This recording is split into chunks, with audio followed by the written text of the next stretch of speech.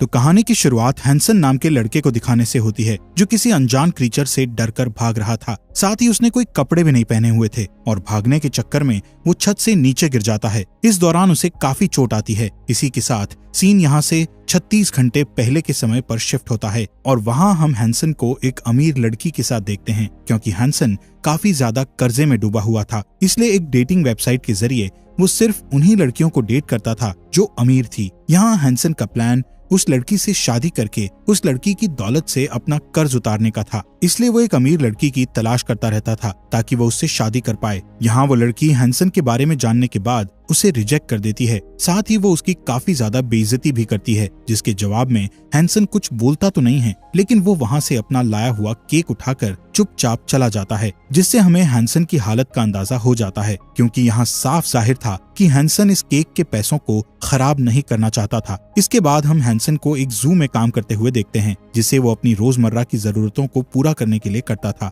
इसी दौरान हैंसन को उस डेटिंग साइट के रिप्रेजेंटेटिव का कॉल आता है, जिसके जरिए वो अमीर लड़कियों को डेट किया करता था, जिससे हैंसन को पता चलता है कि कल उसको एक और लड़की से मिलने के लिए जाना है। अगले दिन हैंसन को उसके पिता वीडियो कॉल करते हैं, जिनकी दिमागी हालत अच्छी नहीं थी। इस वजह से वो एक मेंटल हॉस्पिटल में थे। वो हमेशा अजीब बातें करते रहते थे। दरअसल उन्हें लगता है कि हैंसन एक स्पेशल एजेंट है। फिलहाल यहाँ पर वीडियो कॉल के दौरान हॉस्पिटल स्टाफ हैंसन के पिता के साथ काफी बुरी तरह पेश आता है। साथ ही वो लोग हैंसन को धमकी देते हैं और अगर उसने हॉस्पिटल का बिल नहीं भरा तो वो लोग उसके पिता को हॉस्पिटल से बाहर निकाल देंगे। जिसके बाद हैंसन दुखी मन के साथ दूसरी अमीर लड़की से मिलने के लिए जाता है और इस बार जो लड़की उससे मिलने के लिए आई होती है वो हैंसन को काफी ज्यादा पसंद आती है। यहाँ वो लड़की हैंसन को अपना नाम शाओ बे बताती है। साथ ही वो कहती है कि मैं तुम्हें काफी वक्त से ढूंढ रही हूँ, और साथ ही बातचीत के दौरान शाओ बे ये भी कहती है कि मैं असल में एक फॉक्स डेमन हूँ, जिसे इंसान हाइब्रिड्स के नाम से भी जानते हैं।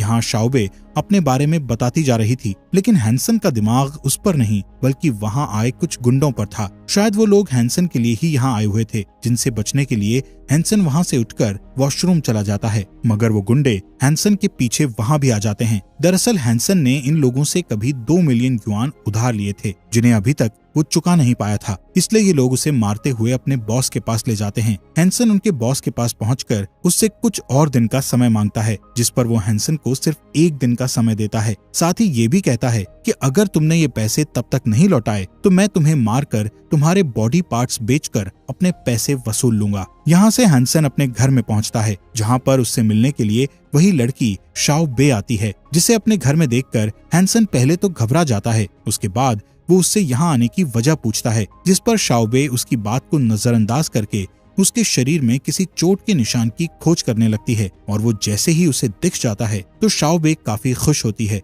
दरअसल जब हैंसन छोटा था तो उसने एक फॉक्स की जान बचाई थी, जिस दौरान ही हैंसन को ये चोट लगी थी, और शाओ बे वही फॉक्स थी। इसलिए तब से ही शाओ बे हैंसन के बड़े होने का इंतजार कर रही थी ताकि वो हैंसन से शादी कर सके। लेकिन हैंसन को शाओ बे की बातों पर यकीन नहीं हो रहा था कि वो एक फॉक्स डेमन है। इसलिए शाओ बे उसके सामने ही एक फॉक्स में बदलने का फैसला करती है, जिसके लिए वो पहले काफी ज्यादा ड्रिंक करती है और इसके बाद वो एकदम से एक बड़े से फॉक्स में बदल जाती है, जिसे देख हैंसन की तो हालत एकदम खराब हो जाती है और वो उस फॉक्स से दूर जाने की कोशिश करता है। जिसे ऐसा करते देख फॉक्स को गुस्सा आता है और वो हैंसन के कपड़ों को ही फाड़ डालती है, जिस कारण हैंसन को लगता है कि वो उसे खाना चाहती है। इसलिए वो उससे भागने की कोशिश करता है, जिस दौरान वो फॉक्स भी उसका पीछा कर रही थी। और इसी बीच हमें हाइब्रिड्स की दुनिया को दिखाया जाता है, जहां हम डिटेक्टिव होंग नाम के आदमी को देखते हैं। दरअसल होंग एक ऐसी डिटेक्टिव एजेंसी में काम करता था जिनका काम हाइब्रिड्स की दुनिया में रहकर ये देखना था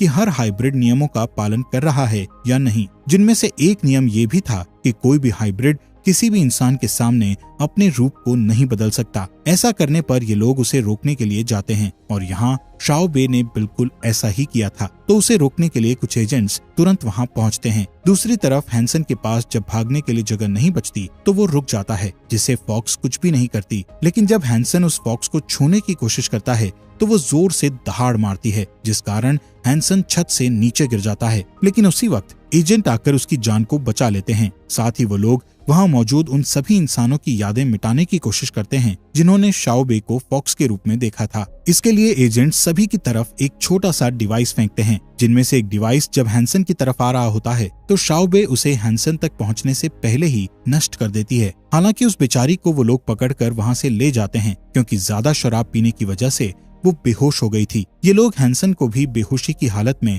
वहीं छोड़कर चले जाते हैं, जिसके बाद अगली सुबह हम हैंसन को उसके घर में देखते हैं जहां वो होश में आने के बाद आ गया था। लेकिन यहाँ दोबारा से वही गुंडे हैंसन को परेशान करने आ जाते हैं। साथ ही वहाँ हैंसन को गुंडों से बचाने के लिए शाओबे भी आ जाती है। ये साफ जाहिर है कि वो यहाँ एजेंट से भागकर आई है। शाओबे इस बार हैंसन को बचाने के लिए सिर्फ आधे फॉक्स में बदलकर सबको डरा देती है। मतलब कि यहाँ उसका चेहरा फॉक्स का और बाकी शरीर इंसानों का था, जिससे गुंडे तो डरकर भाग जाते हैं, लेकिन दोबारा उसके इस कारनामे के बारे में एजेंसी को पता चल गया था। लेकिन इस बार होंग उसे पकड़ने के लिए जाने के बजाय दोबारा से वही याददाश्त भुलाने वाली डिवाइस भेज देता है। पर इस बार भी शाओबे उस डिवाइस को हैंसन तक पहुंचने से पहले ही नष्ट कर देती है। साथ ही वो हैंसन से वही सब बातें करती है। वो कहती है कि तुमने मेरी जान बचाई थी, इसलिए मुझे तुमसे शादी करनी है, फिर चाहे जो भी हो जाए मैं तुम्हें पाने के लिए कुछ भी करूंगी। इस पर हैंसन कहता है कि उस वक्त मैंने गलती से तुम्हारी जान बचा ली थी, मेरा कोई ऐसा इरादा नहीं था, इसलिए तुम यहाँ से चली जाओ और मुझे अकेला छोड़ दो, क्योंकि मेरी जिंदगी में और भी कई सारी प्रॉब्लम्स हैं। इसी दौरान दूसरी तरफ से डिटेक्टिव होंग से मिलने के लिए युन नाम का एक हाइब्रिड बाज आता है। क्योंकि युन इस एजेंसी में कमिश्नर की पोजीशन पर था, इसलिए उसकी बात यहाँ सबको माननी पड़ती थी। युन होंग से कहता है कि शाओबे एक खास तरह की हाइब्रिड है और तुम्हें उसे किसी भी कीमत पर रोकना होगा, क्योंकि उसके सर पर एक आम इंसान से शादी करने का भूत सवार है। लेकिन मैं ये बर्दाश्त नहीं कर सकता कि हाइब्रिड्स का खून इंसानों के खून से मिलकर गंदा हो जाए, इसलिए शाओबे को किसी भी तरह रोकना होगा। इधर हैंसन फिर से एक और अमीर लड़की से मिलने के लिए आता है जो उससे शादी करने के लिए तैयार भी हो जाती है। साथ ही वो हैंसन से ये भी वादा करती है कि मैं तुम्हारे सारे कर्जे चुका दूंगी, लेकिन इसके बदले में मेरी सिर्फ इतनी सी शर्त है कि मैं तुमसे कभी रिलेशन नहीं बनाऊंगी और शादी के कुछ महीनों बाद हम तलाक ले लेंगे, ताकि उसके बाद मैं अपने पसंद के लड़के से शादी कर पाऊं, क्योंकि उस वक्त मुझे मेरे पेरेंट्स अभी की तरह नहीं रोकेंगे। हैंसन भी उसकी इस शर्त को मान जाता है, लेकिन तभी वहाँ शाओबे आ जाती है और वो उस लड़की से बोलती है कि मैं इसकी बीवी हूँ, जिस कारण वो लड़की वहाँ से चली जाती है और हैंसन का प्लान भी फेल हो जाता है। इस वजह से हैंसन को काफी गुस्सा आता है और वो शाओबे से बताता है कि मुझे किसी अमीर लड़की से ही शादी करनी होगी ताकि मैं अपने सारे कर्जे वगैरह चुका पाऊँ। क्या तुम मुझे इतने पैसे दे सकती हो? यहाँ हैंसन की ये बात सुनकर शाओबे वहाँ से उदास होकर चली जाती है, जिसके बाद हैंसन से मिलने के लिए खुद कमिश्नर युन आता है और वो हैंसन से बताता है कि कई 100 साल पहले पृथ्वी पर कुछ ऐसे खास जेनेटिक्स वाले प्राणी आए और छुपकर इंसानों के बीच रहने लगे, जिस कारण समय के साथ पृथ्वी के इकोसिस्टम में रहने के कारण उनका भी म्यूटेशन हुआ और हमें हाइब्रिड कहा जाने लगा। यहाँ युन हैंसन को एक इंजेक्शन देते हुए कहता है कि इसे तुम किसी भी तरह से बस शाओबे के गले पर लगा दो, उसके बाद हम सब कुछ संभाल लेंगे। साथ ही इसके बदले युन हैंसन को लालच देता है कि अगर तुमने ऐसा कर दिया तो इसके बदले में मैं तुम्हें इतना पैसा दूंगा कि तुम अपनी सारी मुसीबतों को खत्म करने के साथ अपनी आगे की जिंदगी ऐशो आराम के साथ जी पाओगे। इतना कहने के बाद युन वहाँ से चला जाता है और हैंसन सोच में पड़ जाता है कि उसे ऐसा करना भी चाहिए या नहीं। हैंसन एक अम्यूजमेंट पार्क में शाओबे से मिलता है और वहाँ शाओबे उसे कुछ पैसे देती है जिन्हें शाओबे ने कूड़ा उठाकर कमाया होता है। यहाँ हैंसन उससे कहता है कि इतने पैसों से कुछ भी नहीं होगा, मुझे इससे कई गुना ज्यादा पैसे चाहिए। साथ ही यहाँ हैंसन के पास अच्छा मौका भी होता है कि वो शाओबे को वो इंजेक्शन लगा दे, लेकिन पता नहीं क्यों वो ऐसा नहीं करता। इसी बीच और पैसे कमाने के लिए शाओबे एक क्लब में डांसर का काम करने जाती है, पर जैसे ही इस बारे में हैंसन को पता चलता है वो वहां पहुंचकर शाओबे को उस जगह से ले जाता है, जिसका ये साफ मतलब था कि उसे शाओबे की परवाह थी। शाओबे से वो यहाँ कमिश्नर युन के ऑफर के बारे में सब कुछ बता देता है, जिस बारे में जानकर शाओबे हैंसन से कहती है कि अगर इससे तुम्हारी मुश्किल हल होती है तो मैं तुमसे खुद कह रही हूँ कि प्लीज मुझे ये इंजेक्शन लगा दो। लेकिन हैंसन ऐसा करने के बजाय उससे अपने प्यार का इजहार करता है, जिसके बाद दोनों शाओबे के बताए रिचुअल के अनुसार शादी कर लेते हैं। इस रिचुअल के तहत शाओबे एक कट अपने हाथ में लगाती है और एक कट हैंसन के हाथ में, जिसके बाद दोनों हाथ मिलाकर इस प्रक्रिया को पूरा करते हैं। जाहिर है शाओबे के लोग शादी इसी तरह करते होंगे। दूसरी साइड हम कमिश्नर युन को देखते हैं, जिन्हें शाओबे और हैंसन की लोकेशन की खबर मिल जाती है, इसलिए वो तुरंत क्लब में पहुंचता है, जहां युन को पता चलता है कि वो लोग यहां से निकल चुके हैं। इसके बाद युन, होंग और बाकी सभी एजेंट्स हैंसन और शाओबे को उसके घर के करीब पहुंचकर घेर लेते हैं, जिस दौरान हम देखते हैं होंग युन का ध्यान भटकाने की कोशिश करता है ताकि शाओबे और हैंसन वहां से भाग सकें, पर वो भागने में भी नाकामयाब हो जाते हैं। साथ ही जब युन हैंसन को पकड़कर उसे मार डालने की धमकी देता है तो ये देख हैंसन की जान बचाने के लिए शाओबे युन के सामने सरेंडर कर देती है, लेकिन इससे पहले कि उसे अरेस्ट किया जाता वहां वही गुंडे आ जाते हैं जिनसे हैंसन ने पैसे उधार लिए थे, और इस मौके का फायदा उठाकर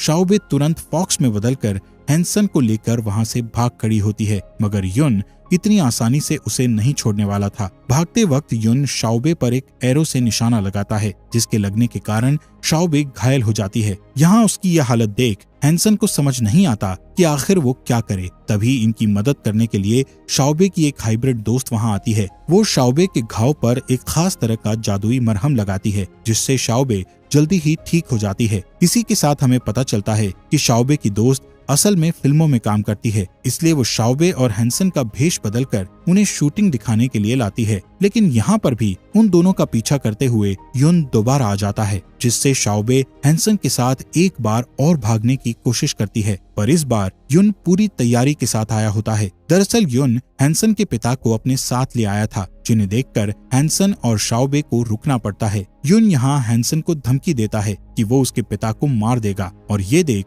शाओबे हैंसन के हाथों से जबरदस्ती अपनी गर्दन में वो इंजेक्शन लगा लेती है। इस वजह से वो वहीं पर बेहोश हो जाती है और उसे युन पकड़कर अपने साथ ले जाता है। इसी के साथ सीन 3 महीने आगे के समय पर शिफ्ट होता है और वहाँ हम हैंसन को देखते हैं। वो शाओबे की बदौलत अमीर तो बन गया था, लेकिन अंदर से वो बिल्कुल भी खुश नहीं था। दरअसल युन ने अपना वादा निभाते हुए हैंसन को इतने पैसे दे दिए थे, जिनकी वजह से वो हर उस मुश्किल से निकल चुका था जिनसे वो कभी निकलना चाहता था। यहाँ तक कि उसके पिता भी अब पहले से काफी बेहतर हो गए थे, पर हैंसन शाओबे को वापस पाने के लिए कुछ भी करने को तैयार था, इसलिए वो उसी जगह पर जाता है जहां वो पहले रहा करता था। लेकिन वहां पहले से ही होंग उसका इंतजार कर रहा था। होंग हैंसन से कहता है कि तुम्हें शाओबे को उस दरिंदे युन के हवाले नहीं करना चाहिए था। युन ने उसको एक खास तरह की जेल में कैद करके रखा है, साथ ही वो उसे काफी ज्यादा टॉर्चर भी करता है। होंग की इस बात को सुनकर हैंसन उससे कहता है कि मुझे तुम किसी तरह से उस जेल तक पहुंचा दो, मैं शाओबे को निकाल लाऊंगा, मुझसे जो भी हो सकता है उसे बचाने के लिए वो मैं करूंगा। यहाँ हैंसन की इस बात को सुनकर होंग उसे एक आदमी के पास ले जाता है और वो आदमी हैंसन के चेहरे को अपने जादू से युन के चेहरे में बदल देता है, ताकि हैंसन आसानी से जेल के अंदर दाखिल हो पाए। ये लोग एक ब्रिज से होते हुए सीधे उस जेल तक पहुंच जाते हैं जहां शाओबे कैद थी। हैंसन युन के भेष में था, तो उसे जेल के अंदर जाने में कोई खास तकलीफ नहीं होती। जिसके बाद वो शाओबे के सामने पहुंच जाता है, जिसकी याददाश्त थोड़ी धुंधली पड़ चुकी थी। मतलब कि युन ने शाओबे की याददाश्त पूरी तरह से मिटा दी थी, जिस कारण हैंसन जब उसे अपने हाथ का निशान दिखाकर अपने बारे में याद दिलाने की कोशिश करता है, तब भी शाओबे को कुछ याद नहीं आता। इसी बीच यहाँ होंग आ जाता है और वो हैंसन से कहता है कि बातों में समय बर्बाद ना करो और जल्दी से यहाँ से शाओबे को लेकर निकलो। दोनों तुरंत शाओबे को लेकर बाहर निकलने लगते हैं कि इसी बीच वहाँ हैंसन का सामना असली युन से हो जाता है। वहाँ खड़े लोग 2 युन को देखकर हैरान थे।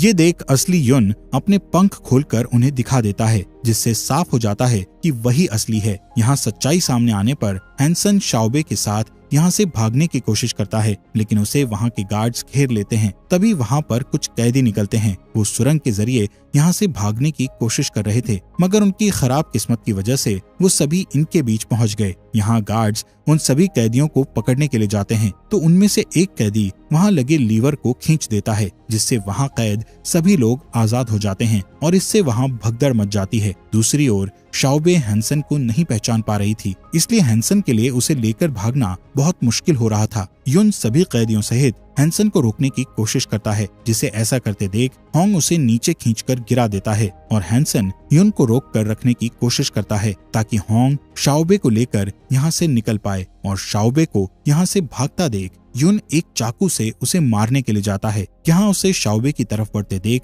उस चाकू के सामने हैंसन खुद आ जाता है और हैंसन को घायल देख शाओबे को शायद सब कुछ याद आ जाता है, जिस कारण वो गुस्से में युन को उठाकर वहाँ से बाहर फेंक देती है, जिसके बाद युन को इस तरह से शाओबे को टॉर्चर करने के जुर्म में अरेस्ट कर लिया जाता है। साथ ही होंग का कमिश्नर के पोस्ट पर प्रमोशन हो जाता है। इधर शाओबे और हैंसन भी साथ में खुशी खुशी रहने लगते हैं, जिन्हें बाद में एक बेबी भी होता है। और इसी के साथ ये मूवी यहीं पर खत्म हो जाती है। दोस्तों, हमारे फॉक्स एक्सप्लेनर हिंदी चैनल को सब्सक्राइब करने के लिए आपका दिल से शुक्रिया।